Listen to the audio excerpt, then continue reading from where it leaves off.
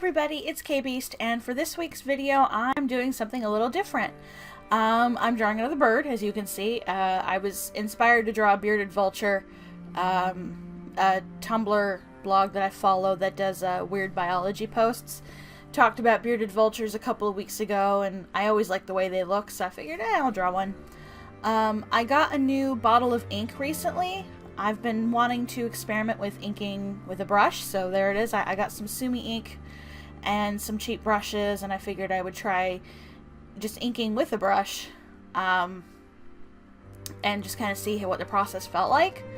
So the biggest change for this video is obviously the filming style. I wanted to experiment with how I recorded stuff, and it was an interesting process, and it requires a lot more forethought when making the art video, because usually I just set my camera up on the tripod and then just get everything and speed it up. But this one I had to think about what clips I was getting.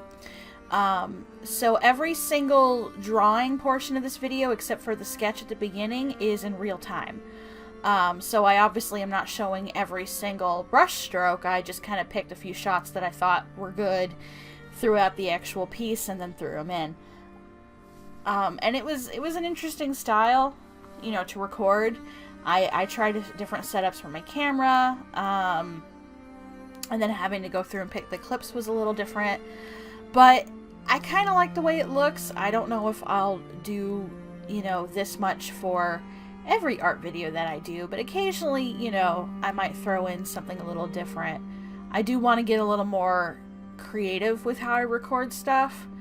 I think it'll make the videos more interesting to watch, but you know, I'm still kind of coming up with ideas for what to do. So if you like this style, you know, where it's mostly just shots of me doing stuff in real time versus the entire process sped up, let me know. And if you have suggestions for other interesting ways to record art footage, let me know too, because I'm experimenting and trying some new things out to kind of just see what I like doing and what works for me and everything. So but yeah, so as far as the inking process went, I really do like inking with this stuff. Sumi ink is not waterproof, but it's water resistant. I haven't tested it with Copics or watercolors or anything yet. I'm still pretty new to using it, but I do have a bottle of this stuff, and I have a bottle of Chinese ink, which I picked up around the same time, and that was mostly due to confusion. I was looking for for Sumi ink, and I had a brand name in my head, and I bought the Chinese ink by the same brand, thinking it was the same stuff, and it wasn't. That stuff was reactivated by water even 3 days out. So, but it's like super. It's the, what's it called, the Yasutomo ultra black Chinese ink, and like when they say ultra black, they mean it. Like, holy crap, that stuff is dark. I really like it, but it reactivates with water very, very easily. So I don't know, I kind of have to play with how I would use that stuff, and how I would use the Sumi ink, but I really like working with black ink. That's why Inktober is one of my favorite things. And I do have a comic I want to get started on. I have several comics that I want to work on. But I have a really short one that I wrote for an anthology. It didn't get into the anthology, but it's a short story, and I wanted to practice comic work by drawing that one because it's really short and it's already written.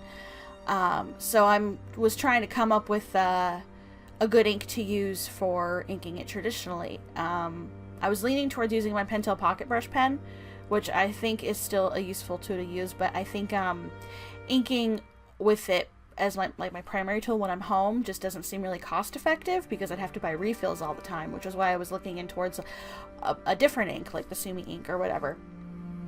And the Pentel Pocket Brush pen is, I think, would just be more useful for when I'm on the go kind of thing.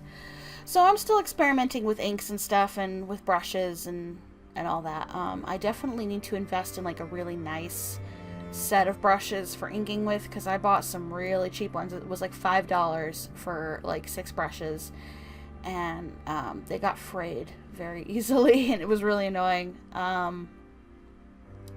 you know, and I tried to take care of them and stuff, but, you know, ink is very hard on brushes, even more so than watercolor and stuff, so it didn't take much for them to get kind of, you know, beat up, so I might need to invest in some nicer ones or something, but, you know, it's still something I'm experimenting with.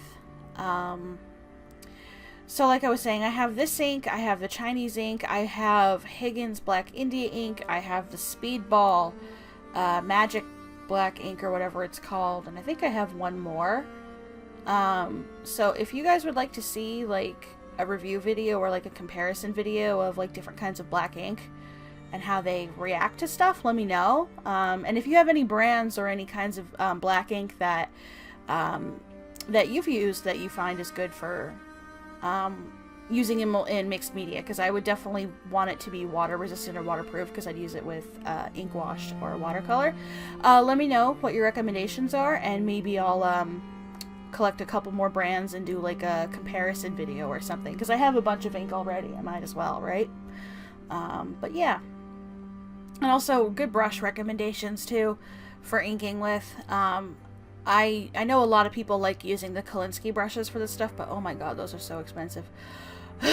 I can't really afford spending $20 on a brush right now. But something that works well and is a bit more affordable than that, you know, I'm all ears basically. I definitely want this to be a thing. I really like working with brushes, and I like inking with brushes. I just need some that will actually survive the process, basically. But yeah, so I did this on Bristol board. I like using ink on Bristol. It takes it very well, but if I were to do ink wash, I would definitely use mixed media or watercolor paper. So I didn't do any like grayscale with this. It's just the black ink right on the paper. This is 11 by 14, I think. It's my really big sheet of Bristol. I did that because I wanted to make sure I had enough room to get small detail, because I wasn't really sure how good I would be with the brushes, basically. And it was definitely a good idea working large, but the downside of it is I have nowhere to put the piece of art now. The drawers that I put my finished piece of art are just slightly smaller than the piece of paper, so it's on a shelf in my closet right now. And it's too big for me to scan, but it was mostly just a practice piece anyway, so yeah. Trying to think. I honestly don't think I can think of anything else to say with regards to this piece. I think I've said everything that I intended to, so I might just leave you out with some music. But yeah, again, if you have any recommendations for black ink that for me to try out, specifically stuff that might be waterproof or acid-free or Copic resistant or whatever it's called, for me to throw in with my collection, so I might consider doing like a comparison video of stuff. And yeah, let me know again what you think of this particular recording style, doing more real-time shots than everything sped up together, and suggestions for other interesting things to do with the recording setup, and I'll look into that. So, but yeah, I think that's everything I meant to say, and it's just kind of a basic inking video. So I will leave you guys with some nice music for the duration of the video, and I will see you guys next week. Thanks. Bye.